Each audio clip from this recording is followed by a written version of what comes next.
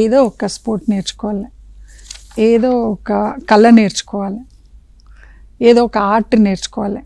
ఈ మూడిటికి మాత్రం పేరెంట్స్ టైం ఇవ్వాలి. ఇప్పుడు పిల్లలు సెలెక్షన్ కాదు ఇక్కడ. నా పిల్లలు ఉన్నారంటే నేను తీసుకెళ్ళాలి గ్రౌండ్కి ఫ్రమ్ ద బిగినింగ్. నా పాత్ర as a parent main role. So ఇక్కడ నుంచి నేను చెప్పేది ఏంటంటే పిల్లల కన్నా parents involvement in taking the child. ఎంతసేపు మనము ఇన్ని రోజులు బుక్స్కి పరిమితం చేసాము. రెవల్యూషన్ అయితే వచ్చింది, రాలేదని నేను చెప్పను. ఖచ్చితంగా పేరెంట్స్లో అవేర్నెస్ వచ్చింది. Corona has taught us many things. ఇప్పటికీ ఇట్స్ నాట్ టూ లేట్ అనే ఒక ఫీలింగ్ కూడా వచ్చేసింది పేరెంట్స్కి. సో ఇన్వాల్వ్మెంట్ స్టార్ట్ అయిపోయింది. ఇట్ విల్ హెల్ప్ అని నేను అనుకుంటున్నా.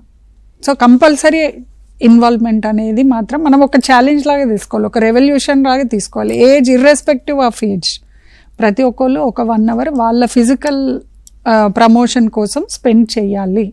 ఏ యాక్టివిటీ అనేది it's up to their choice, but it should be a must.